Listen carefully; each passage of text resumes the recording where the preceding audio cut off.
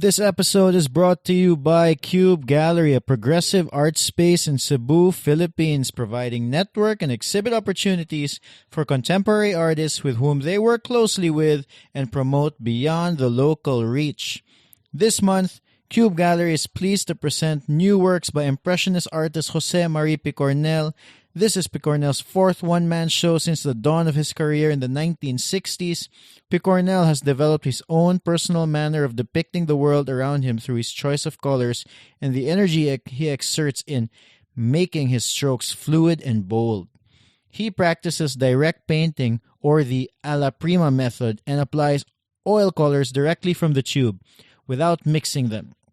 Picornell is known to create visually stimulating bodies of work that fuses old Cebu, Philippines with the present. The exhibition features 14 artworks by Picornell of old colonial houses, street corners, downtown scenes, and different snippets of city life in Cebu. It aims to present the viewers with how much has changed over the years and what has remained the same. For more information or to request a catalog, contact Pia at 0918-807-4175. Let's get to the show. Welcome to 032 Conversations, the podcast where we talk to creatives, see how they live, and how they do their work. I'm your host, Carlo Villarica. Oh man, I'm currently recording this intro on January 27, 2020, and this morning I learned that Kobe Bryant and his daughter died in a helicopter crash. I don't really know the details. I don't know exactly what happened, but yeah, man, the news came out that Kobe died. I learned about this news when I was having breakfast this morning, and I was just scrolling through my feed, and something about Kobe came out, and then the news came out that there was a helicopter crash. And at the same time when I was scrolling, my wife was going down to the car to bring her son to school, to bring Mano to school, and then I felt compelled to. It's like I had to share this news with somebody. This was. So I went down to the car and I just told Steph I told Steph as she was leaving that Kobe Bryant died. It's so weird. I don't know. I mean, I grew up watching. I'm like many of you who are probably listening. You grew up watching his game, so I don't know. I was never a huge fan of how he played, but there is no denying the impact he has had in basketball. I don't know. It's weird especially when somebody's gone too soon. It's sad. Man. Kobe, we will miss you, man. Yeah, that sucks. Also, I'm recording this right now in the house, and then there is construction right next to me, and it's noisy everywhere else in the house. So if you hear occasional banging, pardon that. As you know, I try to do this podcast pretty consistently, and sometimes recording environments are not the best. So that's what it is today. I hope it's not very clear in the background, but yeah, we just keep it going. So before we get to the intro to who Sir Junx Muana is, you know who he is, right? But anyway, before we get to that, announcement, same as last week, we have a new 032 cycling jersey, and as of this reading, there are only 3 pieces left, from 1 XS, 1 small, and 1 medium. So the jersey is the Trans Central. It's a tribute to the iconic Cebu Trans Central Highway. If you're a cyclist in Cebu, you've most likely climbed through this road. I got the idea when a few months ago we had a design intern submit studies for the 032 Conversations podcast thumbnail, and one of the pegs he presented was inspired by the topographic map of Cebu. So I thought about his idea when I gave him the assignment, when I thought of coming up with a cycling jersey. And so thank you, Frank Joseph Borses, for the design. Thank you, Urban Athletica, for making the jersey. It's available at the Assembly online.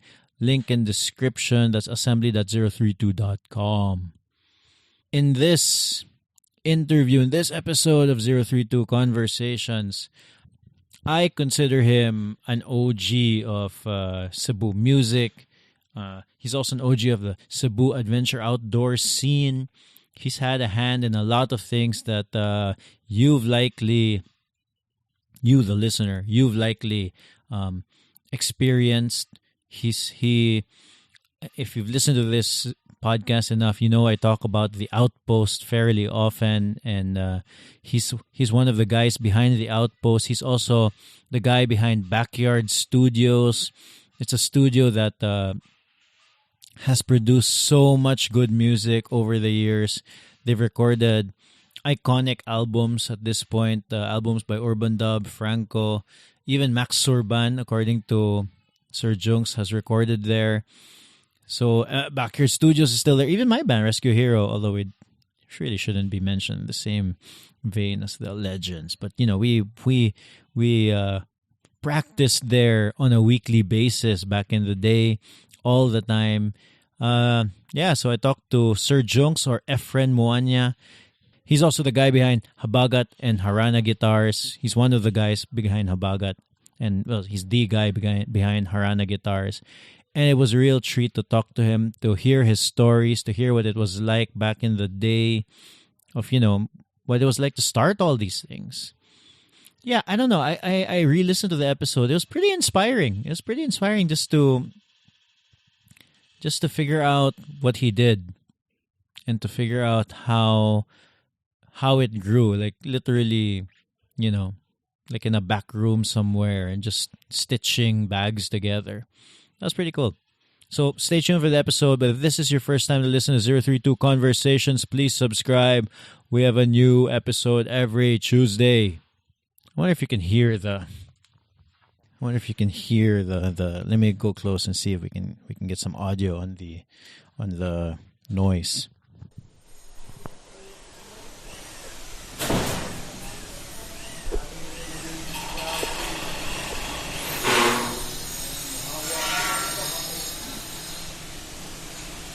Anyway, on to that episode with Sir Junx. Okay. Usually sa unang minaw po podcast na tutorial yan sa recording. Tagkan ka na sa una, Logic ka na. Logic Pro. Di, wala pa na YouTube di ato. May YouTube. Pero kana mo kong podcast, nakikibuhat, pwede ka minaw. Yeah. Didn't know. That's why, naman na nakasugod kong minaw podcast kay stuck in traffic. Na-board na gid kog maayo. Sige na kog paminaw, balik-balik sa kong music ba. Niya murag, suway ka na yung podcast. Murag lingaw man. No? Kaya YouTube, hindi mong ka multitask. Yeah, that's true. Diba? Mag-repair ko gitara, mag-design ko, or suwat. Nindo to have something in the background. Lagi, that's same with me. Mo gid na. So Junx, just for more levels lang gihapon, what did you have for breakfast? Unsa ganito? Fried rice. Fried rice? Chinese fried rice. Kamoy gahimo? Akong boyfriend sa akong anak. Mo ba? Chef. Chef siya? Yeah. Sorteha ganimo. He's here visiting, so. So he made. Also, more for levels, can you state your name and what you do? My name is Efren Muana. I'm an architect, semi-retired, and I teach fine arts in USC. In USC? Yeah, Safad. Until now? Yeah, I retired 2 years ago, pero they rehired me on part-time basis. So architecture... No, now I'm teaching photography. Mo ba? Sa fine arts department. Really? Yep. Oh. Yeah, the kind kikag. So most people know you as Sir Junx, di ba? Yeah, that's why they call me Sir Junx. Okay. Most who do call me Sir Junx used to be my students. Mo ba? Yeah, imagine you have I have usually 2 sections, 50 students. That's 100 students per semester, 200 a year.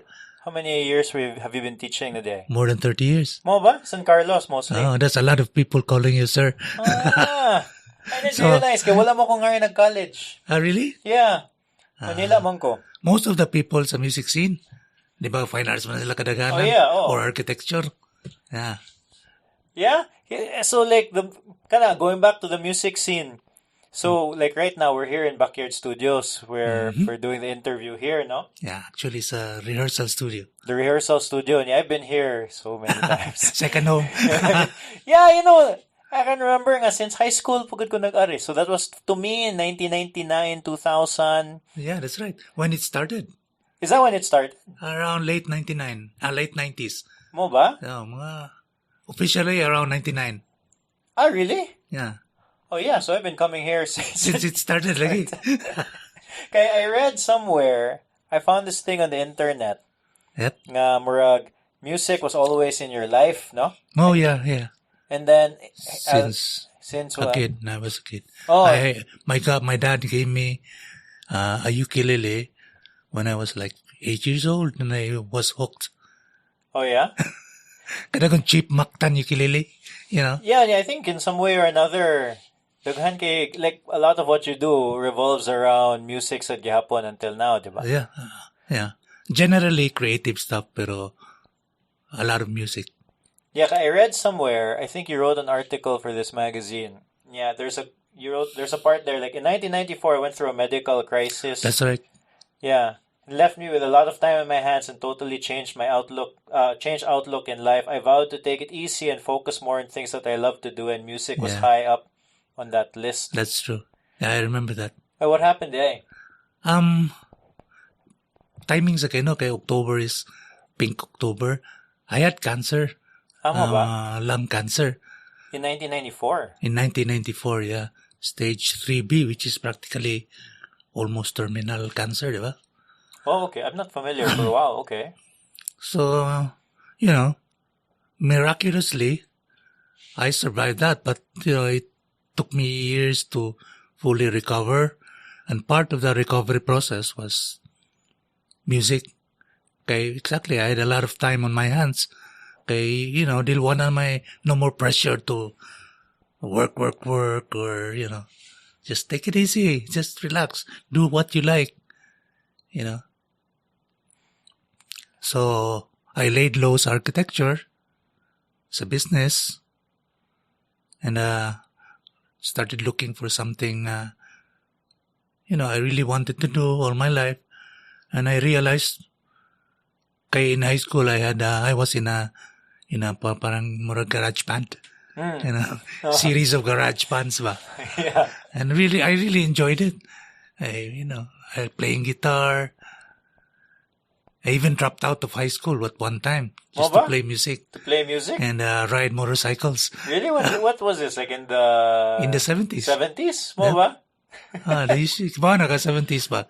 Long hair, torn jeans, that sort of gun. So, my life revolved around music and motorcycles. And in the 70s. And then, so when you decided, so Kato, you had cancer, how long were you battling cancer? About 2 or 3 years. Up until now, it's still a challenge. No? You have to be vigilant. Pero thank God I've been in remission or cancer-free since 95. Ah, yeah. Oh. Yeah. So maybe 2 years siguro. And I had radiation therapy in Manila, in St. Luke's. It's called linear accelerator therapy. Marag, Hindi ba more draining kaya na siya? Oh, yeah. It was about 1.5 months every day, except Sundays. Then it gets worse and worse, Kaya it's radiation, you're being poisoned by radiation. Bitaw. Anyway, in Manila, to beat the traffic, we'd hang out sa Mega Mall, SM Mega Mall. Just to wait till the traffic thins out ba. So, I was always in this music stores, either JB or Yamaha or Perfect Pitch. And I fell in love with this gun, Washburn EA10. Okay, sa perfect pitch din ali. Perfect pitch, Yeah, yeah. perfect pitch na at that time. Guwapo kayo, select spruce top, and mahogany back and sides, sharp cutaway, ganun with electro kuan pa, Fishman pickup. Okay. I think it's the kind used by what's his name in excess? Oh, I don't know. That one is your generation. Diba? Kata Oh. In that I love you. Oh, Anyway, yeah, that yeah. song. I know the song, but I don't know the players ba. So it was like 16,000. Mahal na kaya na for then. This is in the 90s. Yeah. Yeah. Pre-Asian crisis. Mm. Mga 20 pang, 30 pang dollar anyway. Yeah, and my wife bought me that guitar. Oh, yeah? And that started it. And then, But you were playing music before that. oh yeah.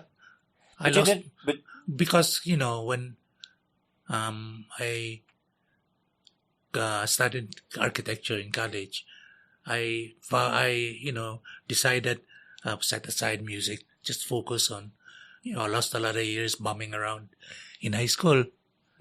So to make up, just focus lang ko on college. So wala sidetrack na ang music. So your wife got you the Washburn guitar. And that started it. The music interest pa resurgence. Started playing again. I started playing again, learning songs, even writing songs, which I now forgot. And then When mo record? I mean, at the time. Probably have a con somewhere. Demo somewhere.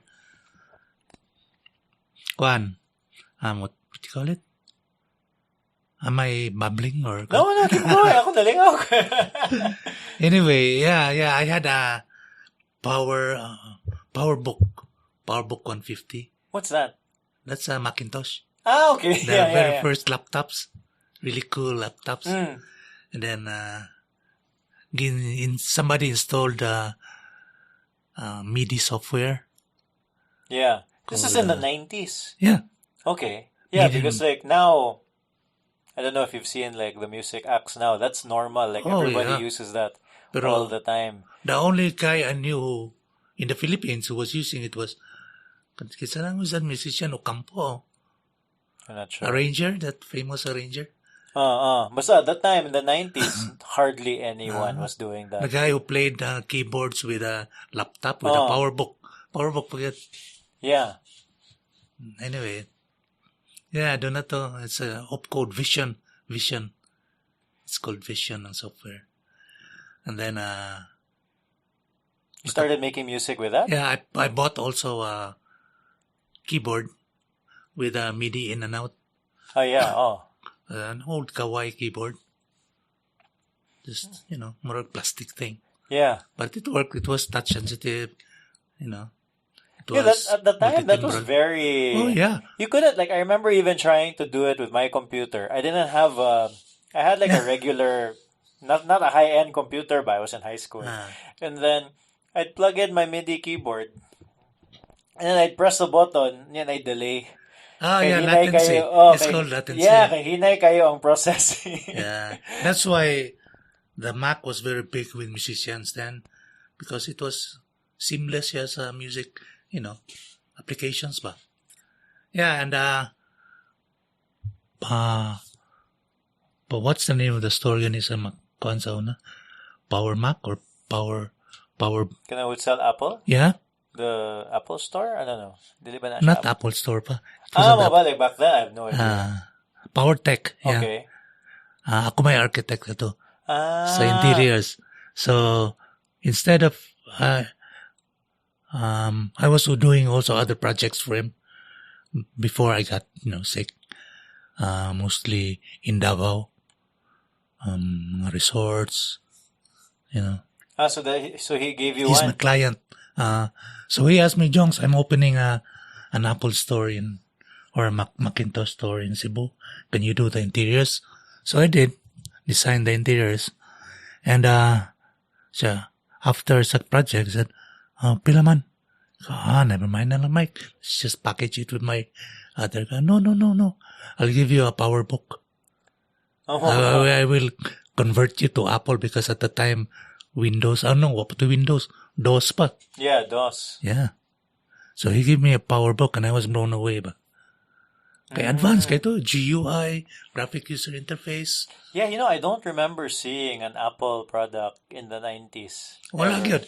I remember there's only two of us who had a power book in Cebu. Oh, ba? Oh, the guy that owns Primary Structure, architect, Steve Liu. And he used Mac, kanang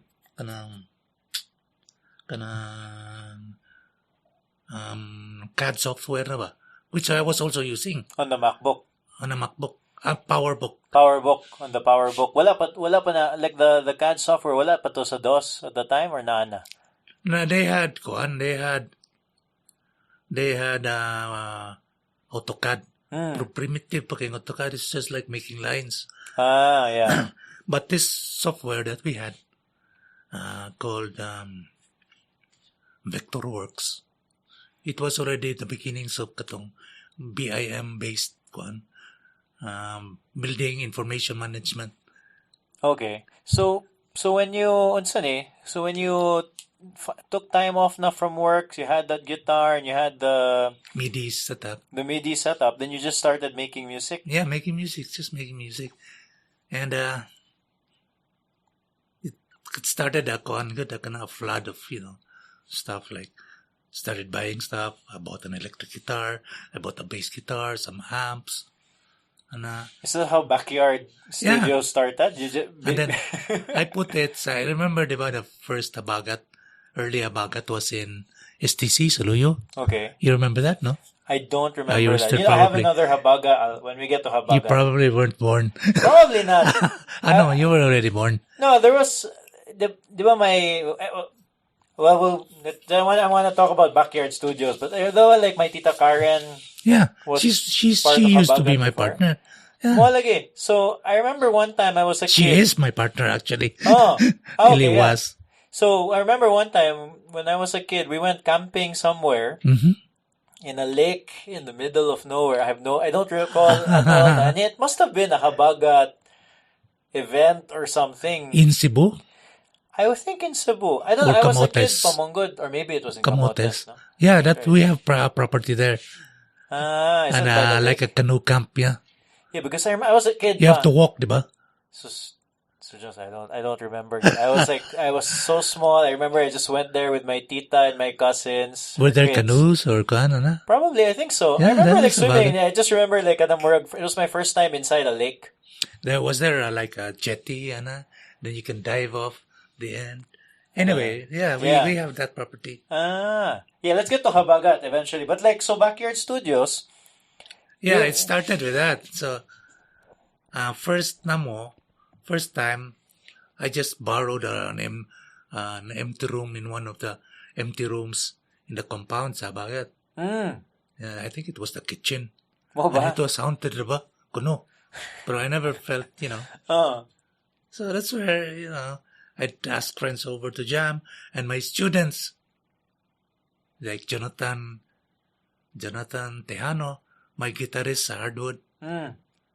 Yeah, they were my students, and then even dagan kayo, like silang Shumara. There pa in the Habagat compound. Yeah. Is the Habagat still there near Ayala? Mo gihapon to? No more. Oh yeah, that's the one. Pero I'm talking about katong sa STC. Near STC pa gihapon. Okay. Then Sheila and the Insects. Yeah. They recorded their first album there. Mo ba? There pa near STC. Yeah, in that kitchen. Haunted kitchen. Really? Yeah. Oh, because I can remember Backyard Studios, at least for me ba, it became this more legendary recording studio. It started with that, yeah. Well, I remember listening to Sheila and the Insects, but I remember Backyard for me coming, being in my radar when I was in high school. So when Urbandub recorded. Niya to si Mick, I think was the engineer. Yes, Mick. Oh. And then si Jonathan, my guitarist, who's also very good with computers, set up the computers. Then he said, I told him, Mick, I have the space, I have the equipment. I know very little about, computer-based recording. Will be my partner. Let's go and start a studio. And Jonathan says, no, sir, I'm working good. But I know someone who's really passionate about this, and he's a kid genius.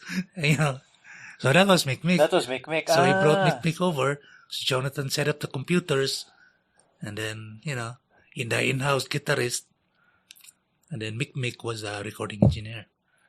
That was when it was here na. It was here na. It started as my garage, actually. Oh. That one used to be my garage. That one. That building, roof na siya. Then, so I only have one car. Or I could always, park It's another a big car. space. So, yeah. So, I built the tracking room first. The tracking room first.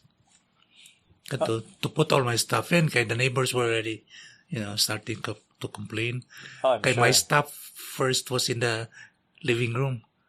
And it was really noisy, na drums. I said, no, she's not going to work. So I built that soundproof tracking room. Oh, and then, but that was like, wow, at this point, 20 years ago. Yeah, I think that was already around 96 or 98, around that time. And then until now, do you still do the recording? Yeah. You still have the recording studio? Yeah, there. Oh, yeah.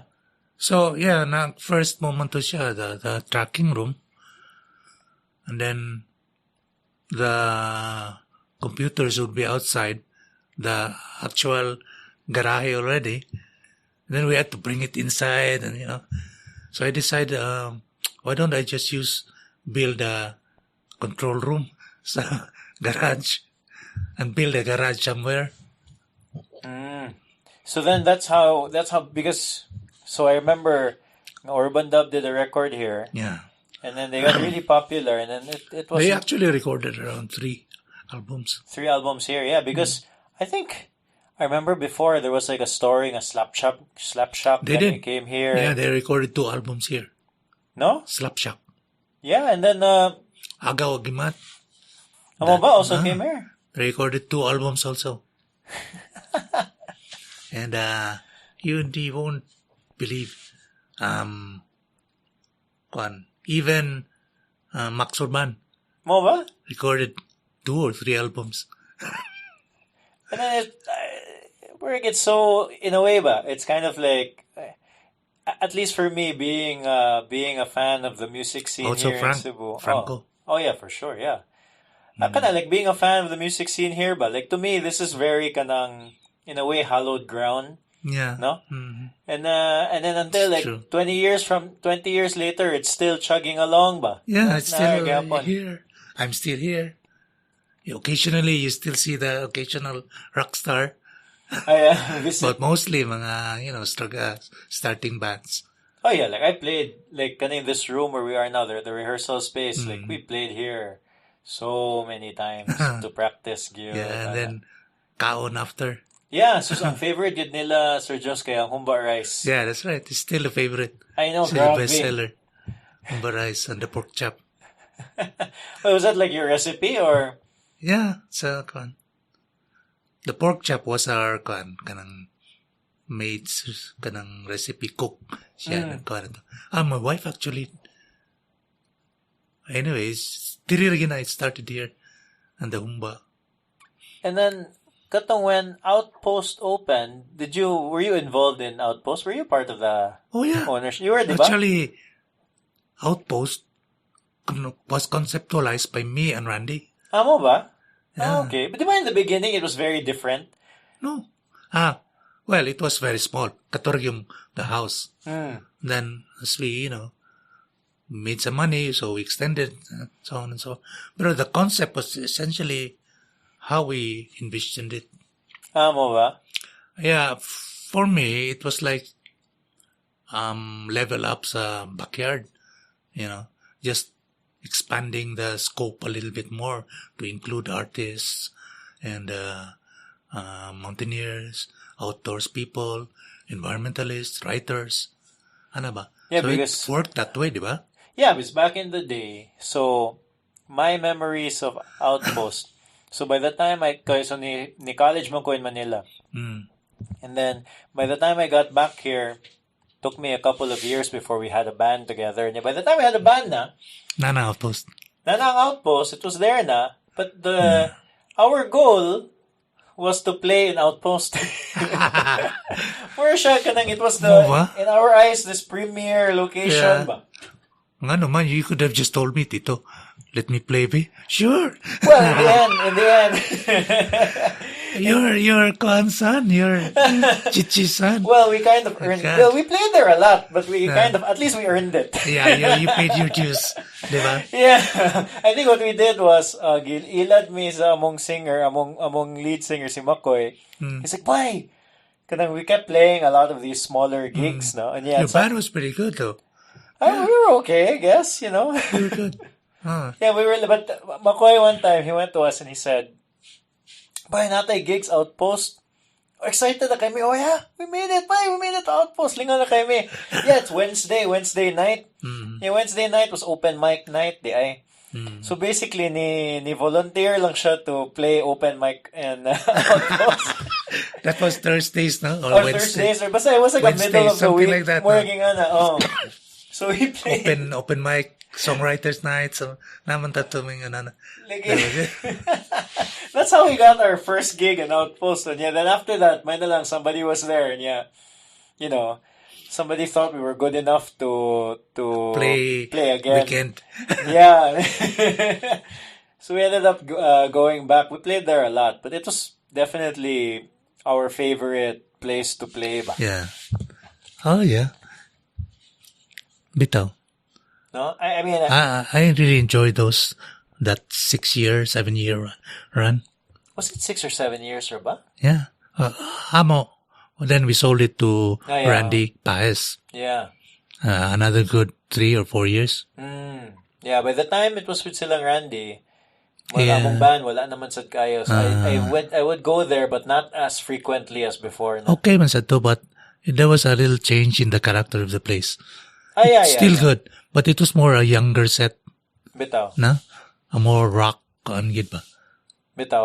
Why did they eventually decide to shut it down or... Maybe, I don't know. Kadagamang tao, diba? I don't know. Probably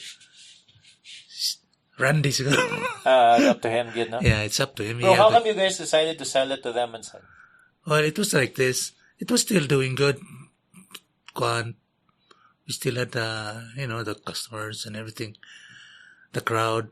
But Sandy was very instrumental sa organizing events. Yeah, Sandy was. And that was the heart of Outpost events, diba? The bands, entertainment, the music. Moved to Davao. Yeah. He's still there. Yeah, he's still there. His family offered him a branch there ba? Sa katong pizza nila. Yeah. So with that, nobody had the time anymore to hands-on yun na management ba. So a series. Because Andy he was there every night. Yeah, every night siya. And he could work with the manager who was already there and look after yun ba. So mo to, everybody, the partners were busy with their own lives. Probably. So we decided na lang, might as well sell it na lang. So we sold it. Yeah, okay. Well, I remember being there in the last few days. Yes. That was a big party. Daghan gikay to. In fact, I met si Steph. I basically met her again in Outpost. Yeah. That was when basically I met her in Outpost. He started dating there, diba?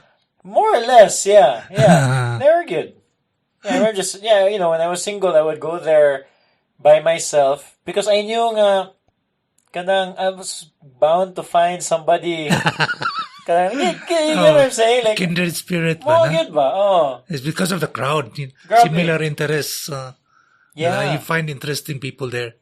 Yeah, and even if like, I remember I'd go there and I knew these people a little bit, but they'd see me by myself. Carl, ano ka ba? And then I sit down. I'd sit down with them. We'd have some beers. Murag nindot gid kayo to vibe. I think it's the only place in Cebu na you don't have to be with anybody. You just go there, and then you're eventually bound to, meet somebody you know. Ano ba? It's not like other places where bay mga totas kuan magsabot mo daan, di ba? Yeah. There you just go, and then it really had a real sense of community. That's right. No? And that's what I want to stress. In retrospect, ba, all the stuff I've been doing in my life, actually, ang common denominator was building community. Same with Habagat, di ba? Yeah. We built a community based on climbing, adventure, outdoors. So how did Habagat get started? When at around the time Habagat started, which was officially in 1987. Dugay na? Yeah, I was 3 years old.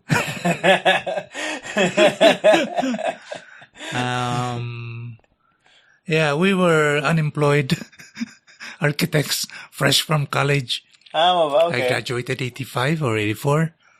Took the board exam 85. And, that time, wala yun. The economy was in shambles. That was before the EDSA revolution. Oh, yeah, that's right. Before the EDSA revolution. Yeah, okay. remember that time, financially, the Philippines was... So there were no projects, so we had a lot of time on our hands. Murag ko na ng pattern, no? It seems to be a pattern. Oh, yeah, I find that, like, when you have, like, mga crisis ba, so-called crisis, where in a way, it forces you to That's right. realign and readjust. It seems like that's what happened with you guys. Anyway, what we loved, the outdoors, we were climbing bumps, like there are surfing bumps. We were climbing bumps. Just spent all our spare time, free time, which was a lot. Just climbing mountains, Like hiking around the mountains here. Where did you guys go, man? Sa Cebu? Yeah. Those places that you know now as Transcentral, mga, Tagbao, Adlawon, Guba, all those places nga accessible, Siraw. Yeah. Kanirag. Before, dili to sila accessible? No. It's just a track, a single track. Mo ba? Probably a dirt road somewhere. Really? Yeah. Oh. Kay Karan, mabike naman na tanan. So we'd start out, there is a Outpost, which was beside Randy's house. We'd meet up in Randy's house and hike all the way past Cebu Plaza, up to and then we'd camp out sa RCPI. Yeah. Yeah, RCPI. Where did the road Siraw, end Kanirag. there? So if you kept going up there, pero nana to yung road all the way down to Balaban. I think the clear road, no. Wala pa at that time. Oh. Si Kuan built that road. Si Osmeña, si Lito. Ah, really? Yeah. Until tops ra siguro ang Kuan. Mo road. ba? Wow, Yeah. okay. That's Until not tops. that long ago. Okay. Yeah. And then, if there was, it's just a dirt road. Because when we started mountain biking, around that time, mga 89, 88, wala, that's already off-road na there. Dapit sa tops. Yeah, Kanang dapit sa buwak tops. going down. Buwak. And then going to Bonbon, Buutaop, and then Sudlon. Yeah, well, Bunbun and Botaop are still kind of off-road. No, now it's cemented na. Kanang naay portions. portions. But now there's a new road going to Sudlon. Paved, Yeah. paved concrete road eh. Yeah, it's concrete na pretty much the whole way. You can go from Manipis to Sudlon. Yes. Before we crisscross that, either on mountain bikes or hike, then camp out in Manunggal or Kanirag, Peak, Pungol. RCPI. Yeah. No? So that's what you guys were doing in your free time? And what did you realize, man, while doing That's that? only in Cebu. Oh, yeah. We also climbed in Negros, in Mindanao, Oh, yeah. in Canlaon, in Talinis, Balinsasayao. Talinis looks really nice from the water. No? Oh, yeah. You realize how small... It's always in clouds, ba? Like, you realize how small the mountains are here, man, in Cebu. Once you go to Dumaguete and you look... When you look at Canlaon from the plains of Negros, Bacolod, it's very imposing. Canlaon's even higher than Sunny, diba? Much higher. Wow. Yeah, so we just, climb.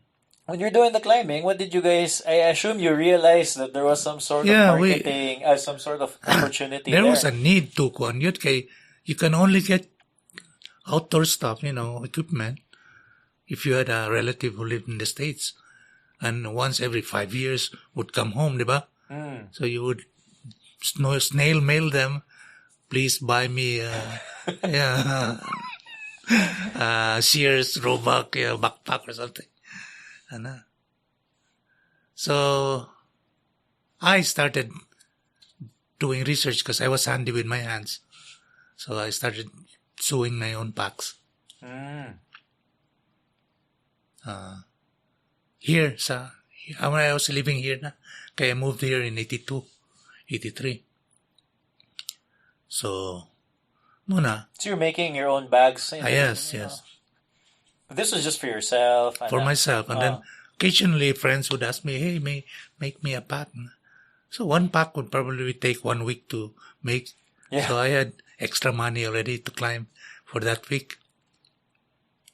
So got together with Randy and Dindo. You know them, diba? Randy, yes. Dindo, I'm not sure. He's also my partner sa Habagat and Outpost. Yeah. I offered them, guys, let's start a business, Let's make backpacks. So we pulled 1,500 pesos each. Mo ba? Well, at the time, to buy materials. Dako naman sana, di ba? Yeah, probably now it's around inflation pesos. That's around 50,000 euro. Still not much, huh? Not much. Yeah. Just enough to buy materials. And we were ang first shop na mo was a garage. Kanang one of our projects nga mga finished ba. And the owner just let us use it. Murag Apple computers ba? Started in a garage. Okay. Kamo gid mismo naghimo. Yeah. Really? So, in the beginning, ako'y mo cut, ako'y mo sew. But then kapoy man, di ki professional kayo. So we hired one sewer. And my grandma's sewing machine. Ba? Kanang, that the one we use nga wrought iron. Mo ba na kada you move with your foot? Yeah. So I just bought a motor, my motor attachment. And we use that. And then kato na mga really hard parts, like the straps and everything. I had to rush to Ungkera, kanang shoe repair shops there, to have it stitched. Really? How long were you guys doing that? Until we bought a heavy-duty sewing machine. Okay. So we started with that, one sewing machine, one sewer. And then from there, we moved to Bonifacio. Okay na tong Bonifacio. We had two sewers and one full-time cutter. Kaya I didn't have time to cut it naman, kaya dagan mga orders. You know Bonifacio in Parian ba? Not very familiar, but this was like your second office na. Yeah, it was my parents' building ba. We were renting from them. Okay. Occasionally. If we had money, we would rent. Yeah. And then, Karen was part of our group sa mountaineering. We were actually nisakay mi siyang club. We joined her club. We had a separate club. But to have an entity, kay, you know how Karen was, kay, sa legal ba? Oh, I don't know. I think, Camp man to yung club. So we joined her, club. So that we could join mga National Mountaineering Federation events or okay. climbs. So yeah, barkada mi ni Karen. And then we decided, hey, why don't we form a corporation? So lima nami, we expanded to 5, and we opened that shop in STC, behind STC. That's the first Habagat. Officially, the first summit. Okay, we made another company. Okay. Separate ang Habagat. The 3 of us rato. Manufacturing. Then summit became the marketing, retail, wholesale. So, what's naman, like, how did you guys grow the brand? Like, was it just nga, it was such a need by the market, nga murag? I think we're just lucky. In a lot of ways, everything can involve luck, man. Being at the right time, at the right place. Kaya, mountaineering then was para more fringe activity. But it was cool. Cool kayo siya, di ba? We were always featured sa mga magazines ba, mga interviews. Ba? These guys with long hair and, who climb mountains, climb rock faces and stuff. Yeah, but until now, there's a big mountaineering, hiking, basically more na siya adventure community. Oh yeah, in a way. No? I'd like to think now we were part of how we were instrumental in building that community starting back then. Pero karon daghan naman kayo, so many diverse ba? Baryo-baryo. What do you mean? So many groups already ba? Not all unified. Yeah. Well, which is normal, the more people there are. But that shop in STC was very instrumental. It's very it was an old house. Actually, 3 old houses in a compound, which is now kanaganing. Is that the Borromeo compound? Yeah. But now people live there, di ba? No, now it's already a mall, kanang St. Patrick's Square. Okay. Okay. Remember remember that big tree in front? That neem tree? Okay. In front of Brown Cup? Yeah. I planted that tree. Oh, ba? Yeah. When I had cancer, when I got diagnosed, somebody gave me some neem tree kanang seedlings ba? Actually, kwanto siya, Anandamarga to siya sa guy. Anyway, I planted one in Habagat and told myself, if this tree survives, I'm going to survive. Really? Now it's still there. Huh? It's still there. They didn't. That's lucky in a way, nga murag.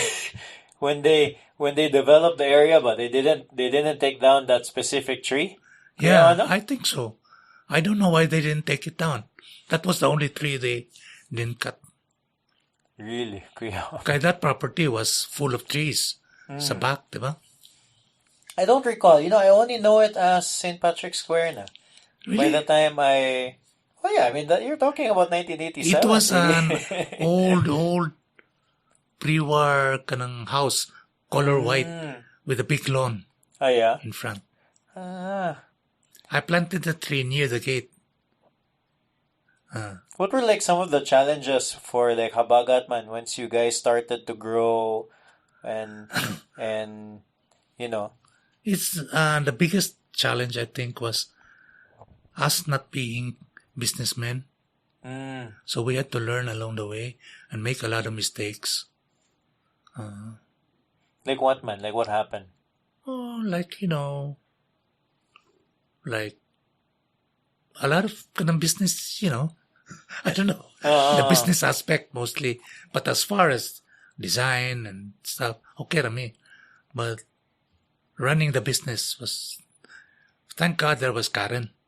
Tama ba? Oh, okay, she was a businesswoman. So that really helped. Then, yeah, muna.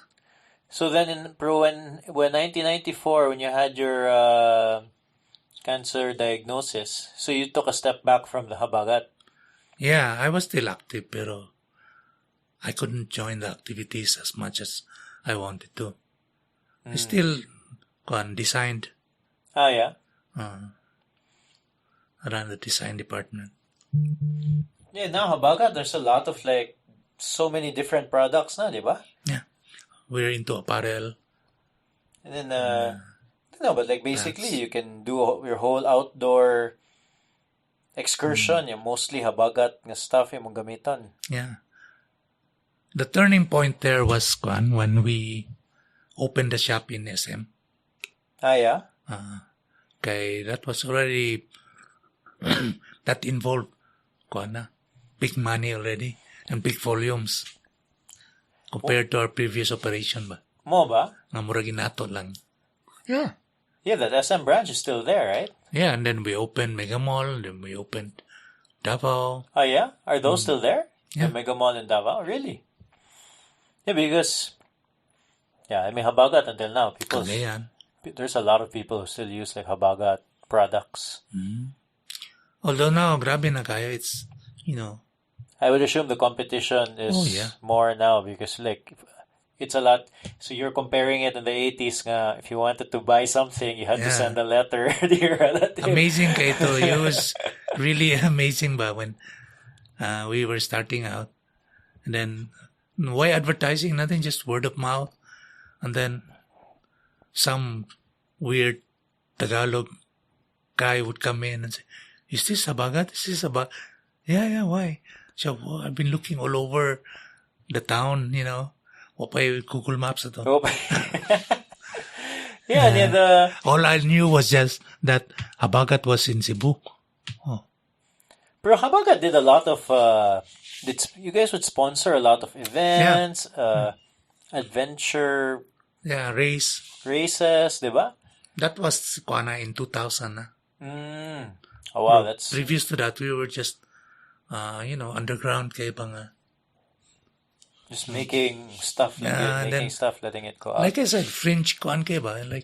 Like the way most outdoor companies started, like Royal Robins or North Face, or Patagonia. Yeah. For now, are you still involved with Habagat? Me, yeah. I need to be there every week, every Monday for the board meeting. Ah, okay. But I go there, 3-4 times a week. My wife works there. Ah, yeah? Sa finance department. But it's very organized now. It's very corporate, major corporate. Corporate. Yeah, nanay mga departments, nanay mga, Different from when you guys were the only ones there. Yeah, informal kayo ba? Oh. Yeah. Wear sandals. May order niya, isuot lang sa papel. Yeah, exactly. In fact, before you could customize your order. Kini a color, the side would be this color. I remember we had this big order book. You sketch pa, you had to sketch it because this color is teal or this one is purple. Yeah, karon it's all streamlined na. Yeah. Computerized and streamlined. Oh, wow. Are you surprised? Considering... Once in a while, I think back, we even told ourselves, it shouldn't come to the point, we will have to hire a security guard sa gate. Yeah, no. Now we have a security guard and a gate. Oh, yeah. Oh, bitaw. Katahanan niya. Kaya I think that was in protest to Karen's business. Kay grabe mo to security, di ba? Sa affiliate. Ah, yeah. Oh. Every time we'd go there, kay client, Karen sa Boracay, we designed her resort there. Yeah, her house. Her house, yeah. Yeah. Most of her properties, di ba? Yeah. Did you guys have a hand with the Siargao or wala na? Wala na, Siargao. Wala na. I think Joy Martinez did that. Okay. But I remember the house, like she had a house in Boracay and then which they eventually made to a resort, but like I remember kanang it had that it wasn't a house. It was 5 little huts, cottages. And one main, and then one main. And then I remember being a kid and I loved going there. Yeah, we did that. Yeah, I'm sure, yeah. We called our architecture practice, adventure architecture. Why? Okay, our projects were in mga remote places ba, like an island in Davao or in Boracay. Boracay at the time. Yeah, it was hard to get there. It was not, so now in Boracay, everybody knows Boracay. It's very easy to get there. It's super crowded. But, I mean, I'm sure you can remember, and I can remember too, was that there was a time when you'd go there and there was nobody on the beaches. Yeah. It was just... Oh, yes. Yeah. Yeah. When you wanted to take a shower, you had to climb up the water tank and pump. Where we lived, no electricity. Yeah, there was no electricity. Even like a few years when even the first time they had electricity, the first few years, they'd have electricity during the day. Yeah. Mapawang gid siya at like 8 o'clock in the evening or That's something. Right. And then the bars would have a generator. Oh yeah. There were only 3 bars. Oh yeah, I know there were not that many bars back then. I remember. I can't. I forgot. There was this one bar that I remember. Sa Angol was, sandbar. And there was one bar in the middle, and then one bar in the end. That's what was the name of that bar? I forgot like the names of the bar. I forgot. There was this one bar that. Sa other end, diba? And then I heard Tita Cara and her son, Momo, my cousin. He would bring us to this bar. I forgot the name. Moondog, something like that. I forgot the name, and I think that's where I've had my first like alcoholic drink or something. No, that was 80s or 90s na. Yeah, 90s na. No. Yeah, Momo. Naman na siya here. He's here. He's here na. Yeah. Di ba he was in China? Japan, and yeah, he moved here na a few years, 2 or 3 years na. Okay. Si Andrea. Bago siya nag-Singapore. Yeah. So Junx, how about Harana Guitars? Can we talk about that? Yeah, sure. No? So how did that get started? You mentioned that you had... That was part of that crisis I had. Yeah, so, I started thinking about things left unfinished. My dad built guitars in the 70s. Oh, he did? Well, not him personally, but he had a business, cottage industry like that. He built guitars. Nashe Tao from Mactan came to the house and then built guitars for him. His designs, which were actually based on Martin D28. Okay. He got the plans from Popular Mechanics or something. Oh, really? Is it the Dreadnought? Dreadnought, yeah. Muto yung basic designs. Those big, yes. Steel string acoustic guitars, diba? For bluegrass or some folk. Yeah, fascinated kay Koda. I used mostly his guitars. I didn't want to name. I don't think it had a name. Amo ba? Just Boy Monya's guitar. Anyway, I was fascinated with guitar building it. So, when I had a lot of time, I started reading up on guitar building. At least at the time of my internet. Yeah, so what was your Because guide? it's early 90s. I ordered books from abroad. Any book that comes to mind? Oh, yes. Kuan Yun Kayo, that was my Bible. William Compiano's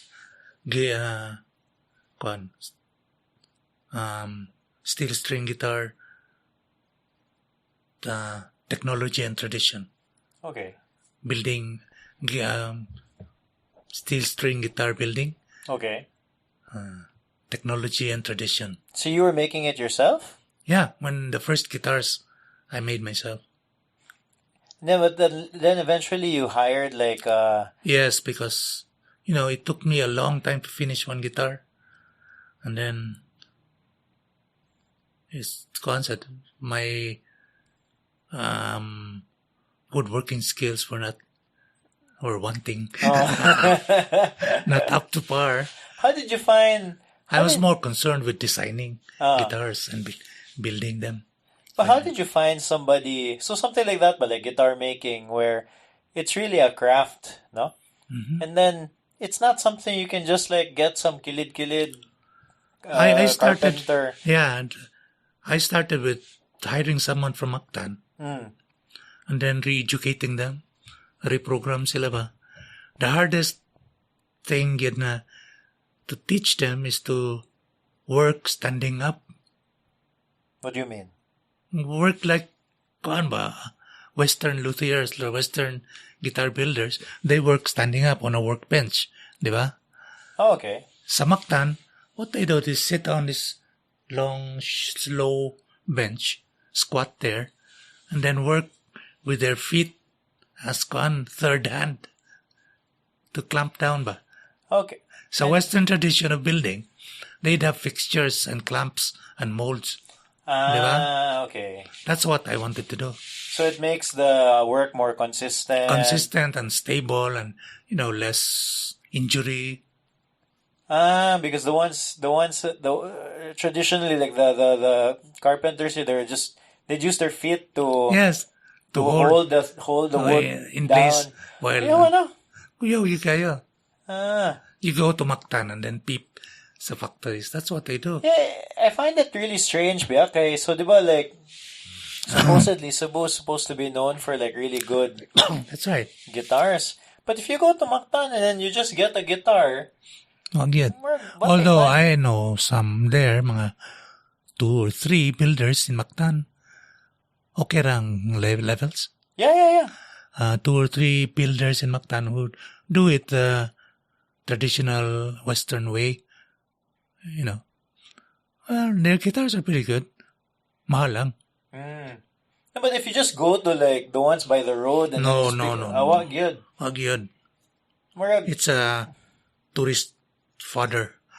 mo lagi. Fodder. Oh, How do you pronounce it? Fodder. father ba na? Oh. Yeah. Yeah, then I was Tourist surprised bait. that we had this reputation. But once you go to... I think we have the history. Mm, Okay, it started early here, here. guitar building. Okay. But it never progressed beyond, wall hangers. Mm. So Kato, so then you found how did you train him to get rid of old habits, man? Some I couldn't get rid of, and just adapted na lang. Tama.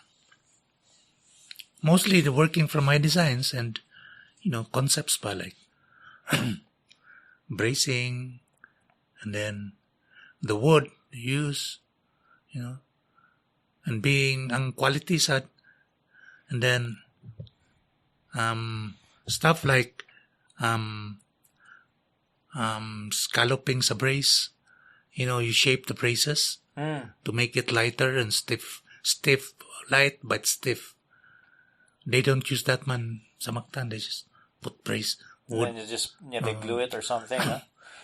and then tuning the wood, tuning the top, tuning the top. Oh, you need to do that? Yeah. Take out more wood from the braces, then tap it and then listen until it opens up. Resonate na siya. Really?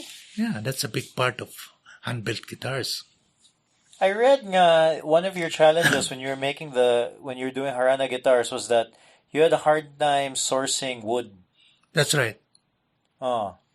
So, by So what wood in the necessity beginning? being the mother of invention, Yeah. What wood were you using in I the used beginning? local woods. Like for the top, we used almasiga. That's local na. Yeah, that's a local softwood. It's called almasiga is What's the kanay? Agathis Philippensis. Oh, because before that, you were using, like, you had to bring in wood from abroad pa, di ba? Yeah. And yeah, I mean, that's, I think, impossible na now, di ba? Yeah. Pretty much. Pero now I have a large stock of wood there. Large one. There was this guy, this Spanish Filipino guitar builder also from Spain. He imported a lot of wood like spruce, cedar, sapele, ebony, mga yun na. And I bought from him. He was kind enough to loan me or sell me wood on credit, payable and able. He's a really good guy. I learned a lot from him, especially flamenco guitar building and classical guitar. And even, he's a very all-around nice guy. Okay, me, when I think of... You may know him. I've heard of him. Adolfo Timwat. Tim what? Yeah. Not sure. He's here in Cebu or wala na? He has a shop and a house in Cebu. And he divides his time between Barcelona, Manila, Cebu, and Taipei. Me, but when I think of like a Harana guitar, the one that always comes to mind is that... Do you have one? I don't. I wanted to get one and then... I stopped building. No, did you stop? Wala na? Yeah. Amo ba? Ano, when I hope it's temporary, but I still have my shop. Oh. Pero wala na. For now. For now. No, because when I wanted to get one, my father-in-law just gave me his guitar. And yeah, I can't remember the brand anymore, but Murag, it was the best sounding acoustic guitar I've ever owned. So Murag, okay na kay ko. Well, you haven't tried the Harana. I have, yeah. No, I really like the Harana. The Harana one that comes to mind is the small one. Yeah, the travel travel guitars. Guitar. They're very, very popular. Yeah, because I remember trying it. And then, so like, when you think of a small guitar, my bias is more maka-cut through ka sa mixers. Yeah, is it going to... It's going to sound like a toy. Yeah, diba? Yeah, it's small. But when you play it, if I was closing my eyes, I wouldn't have known nga maraging ato kagamay ba. Like it was really, really a travel guitar. No? And yeah, I assume it has to be... Whose guitar was that? You don't remember? I don't know, but I mean... Yeah, they're all over. That's what I'm saying. even Joey Ayala has one. Oh, really? Yeah. Franco has one. Oh. Plays it all the time. Yeah, they're... you hang out with all these musicians, and then eventually they bring a guitar, and then at some point it's a Harana guitar, the small one, especially, no. And I assume Travel that came guitar. together because kanang, you're kind of marrying your two interests of going adventuring, traveling, and music, and travel, and outdoors, and music. It started that travel guitar in '97. On a trip to the United States, I bought a Martin backpacker. Is that like also a small guitar? Yeah. Ah, okay. Pioneer na sila. It's like a paddle. Okay. Canoe paddle ba? Triangular shape. Ah, really? So I built my version of that. And then built a few more models. But the one that became really popular was the Traveler. It's like a dreadnought guitar, pero shrunken down to just, it looks like a normal guitar, small. No? You remember Carl Lopez? Yeah. Oh, He had Carl one. Lopez. Yeah. He played it sa Outpost a lot. We played with Carl Lopez so many times. Yeah. The Bob Dylan of Cebu. Yeah. Asa na siya, no? He's in Manila. Manila na siya. Works for the government, I think. Really? Really? You wouldn't believe that. No? How come, why are you taking a break now from Harana? My worker quit, and I felt, I had some, medical issues. It comes with age. And then, kapoy na gani to train someone new. Yeah. And then, I was also very disappointed why he quit because of misunderstanding lang gani. I mean, it's not generally lang. I think the work ethic of workers from Mactan are strange. Wala sila, they don't work in corporate environment, so lahit sila ba? It's dali kayo maluod, dali kayo mahubos. Lisod to criticize. Dili professional, No? I think that's a big difference. Like when you look at if you go to if you go to the US, diba? People are just more blunt. Yeah. Especially in a corporate setting. If iyang boss were an American, siguro I'd give him 1 month. Those type of workers ba? Yeah. Kana lang, if they want a cash advance, then you deny them. Wala na. Issue na kayo na. I didn't want to deal with that anymore. So I thought maybe I'd start building guitars again.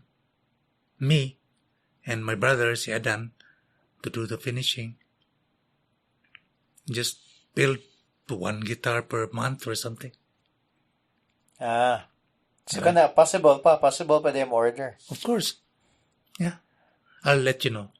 Going back to building community, Sergio, so all of these things that you did, for me, backyard and outpost for me was a huge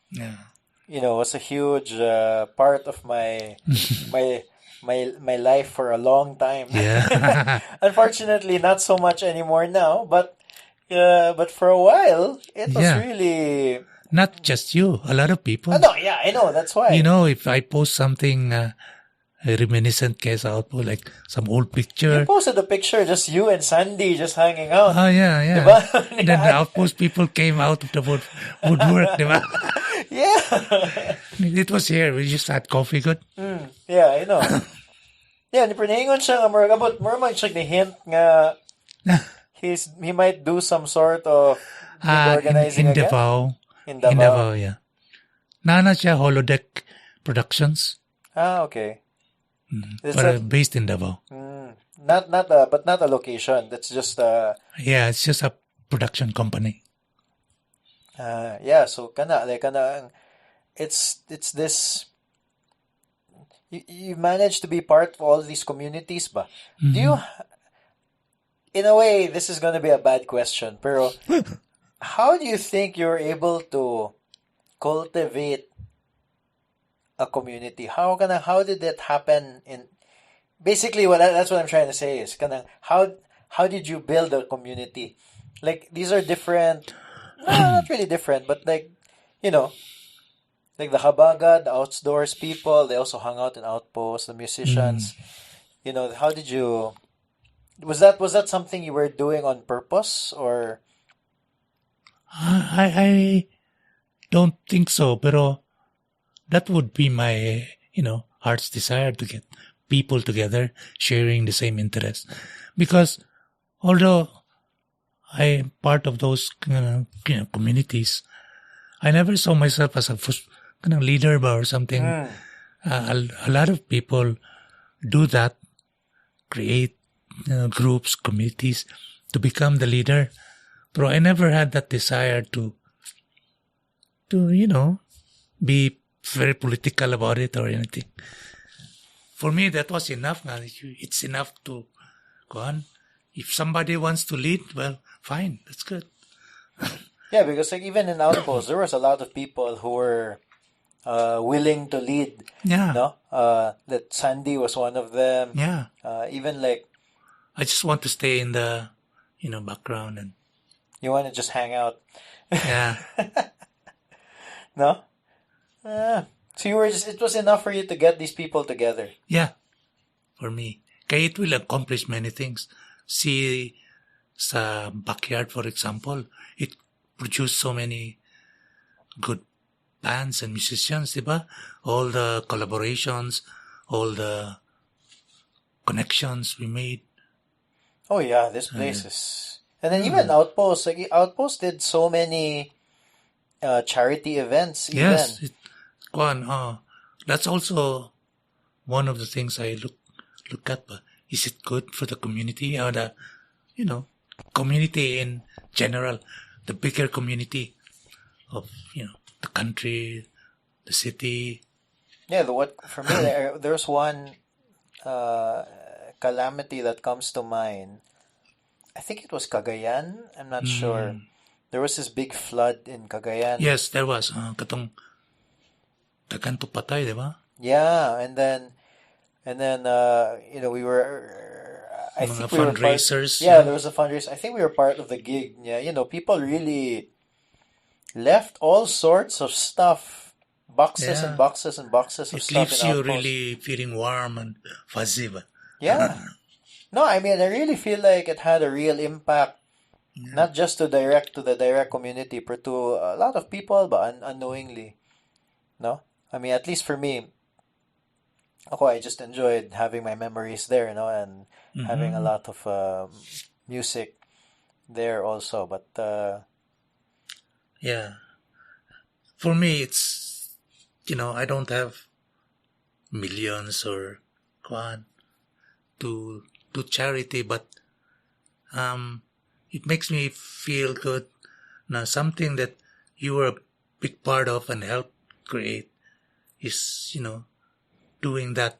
But now it's instrumental in helping, in involving in charities, mga advocacies that, like sa Habagat, by encouraging or by popularizing the outdoors, diba, mountaineering, in effect, it also helped the environmental movement. oh yeah. Diba?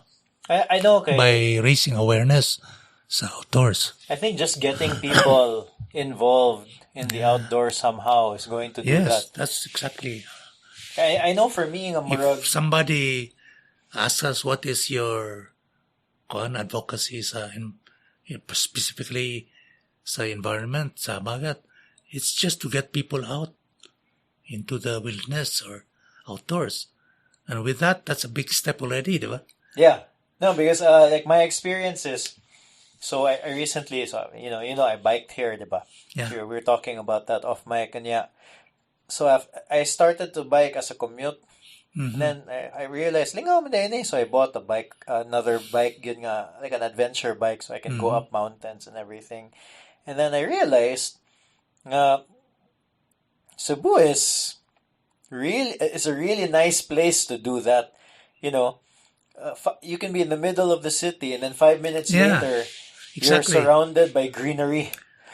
And That's what we were taking advantage of. yeah. And then the beach, just a few minutes away. That's true also, yeah. Diba? And then the mountains are still in the city limits. Yeah. Diba? Bunbun is still in the city. Sudlon, Still Cebu City. still Cebu City. And then although that's a bit far na. By car, maybe 30 minutes. But but even in, where I've been going to a lot lately is like Pamutan. No? And then that's just... sila barangay in Cebu. Huh? Barangay Yeah. Yeah, that's still there. Like, it's right behind Labangon. Less than, if you're in Labangon, less than 10 minutes away. You're up, well, okay, not up, but you're in Buhisan area. You'll be surrounded by trees. The trees and the reservoir. Yeah. And then it's just there, ba? And then I didn't realize, in my 20s, I didn't realize that was there. Diba? So, and then, just being around that makes you appreciate it more and makes you fight for the environment a little bit more somehow. That's true. So that's our role. We are not a big company. We cannot give millions to the environment, but we can promote in awareness. That's the big thing we can do. Diba? Just as in the Outpost and to a certain extent Backyard, music can be a tool for social change or social, action. Diba? Yeah, for sure. Do you have an Like- example of that? Has there something? Of course, about Africa, kanan, the no nukes movement, katong mga international artists pa doing benefit concerts for Yeah. for starvation in Africa, famine, Oh yeah. nuclear, anti-nuclear. And even Outpost in a small way did stuff like that Ah, all the time. so music is very powerful, Oh yeah. For very sure. powerful. Well, Sir Junx, we've been Really? talking for a while. I think you overextended. No, usually I take like about an hour man yun. Yeah, you edit it na lang. Not really. Really? No, because I like for me, but the format Yeah. allows for. And if you allows- edit it, you lose the continuity, ba, no? The flow. Yeah, well, there is a way to do it nga in such a way nga it won't seem like it's edited, no? But the truth is, it'll take up a lot of time. And then this is something that I like to do. No? Well, yeah, I hope your listeners will find this conversation interesting. Oh yeah, I hope so too. Did we miss anything? Is there something that you wanted to touch on? Yeah, just one, call it short. When we started Backyard, we had a mission, vision, but Oh, that was at the time, the music scene was, if you wanted to be a big, a rock star or make it in the music scene, you had to submit kanang demos, diba, to the big record companies. Vico, ron sa panan sila. And these big companies, record labels, would listen to your music and then look at you as a product. Then they would try to market you. So like, come on, your band, they would probably say, I think you should dress up in suits or something. oh yeah. And then clean cut and then try to write songs that are about 3 minutes. 3 minutes, and then wag na yung mga protest songs nyo, yung love lang, mga hugot, mga ganon, we'll package you this way. So you had no voice. So we were in that forefront of the indie movement in the 90s, Backyard. So our mission, our vision was to empower the musician by making the recording process very affordable ba? Yeah. And in total control sa musician, the band. It was the magic of technology, computers. Bitaw. Because we didn't have to buy those million-peso boards and, mics and everything. And then you didn't have to buy tape every time you Yeah. recorded also. Yeah, and then, so that was one of the biggest expenditures sa di ba? Releasing an album was recording it. Yeah. And then, with what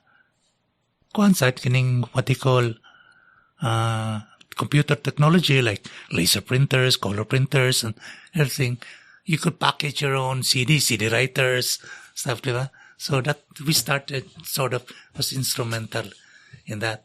Eventually, we hope na musicians themselves would record. So it wasn't a long-term business plan for us.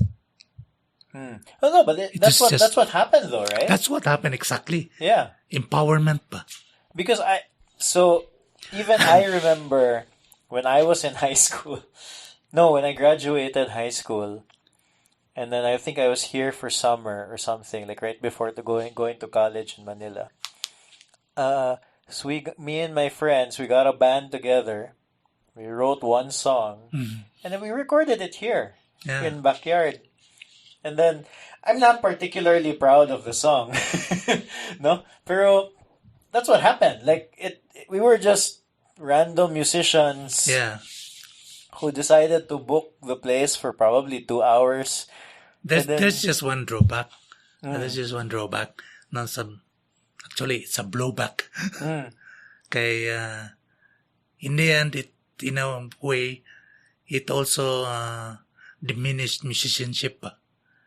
Because it was already, it became so easy to manipulate and edit, nanatay pitch correction. Oh yeah. And then editing, cut and paste and stuff. So, mura na yan. But now it's extensive use of loops and samples. Music right now is kind of like that. Yan mo lagi. Yeah. That's the flip side of it. Pero I don't know if you've been to like a local gig lately. These musicians now, the ones who play, although they're probably not, a lot of them are not like your typical garage band nga murag with a drummer and ana, but they're really really good now. Like really good. It's I mean, I think it's like a heyday of Cebu music. Bitaw. And then, there's another aspect of that is that, and then they're encouraged to write and produce their own music because of the technology. It's not just the technology; it's also the way like they have to market it. Because now, with the internet, they can market it themselves, and True. in a lot of ways, that's what's expected. So you have these bands who are legitimate indie bands planning out releases for like a year now. They'll work out their own music video. They're the ones now putting it up on Spotify, on all of those. So it's very liberating. Yeah. So I'm glad that was our vision, and it became true to a certain extent, and we were successful in that aspect. I'm happy. Yeah. And we're still here, and hopefully we will be for another 20 years. 20 years. Caesar Jones, thank you. Thank you. Where can people find you online? Do you have an online presence aside from your personal Facebook page? I don't think I have a Harana page. Okay. Just look for Harana Guitars. Where? And then we have a backyard page. But it's more for the cafe. But they can ask info, the contact numbers. Facebook? On Facebook, yeah. The Harana and Backyards on Facebook? Yeah. I'll just search it. Yep. Okay. Backyard Project Studio and Cafe on Facebook. Okay. I'll link to it in the show notes. Thank you, Sir Junx. Thank you. Okay.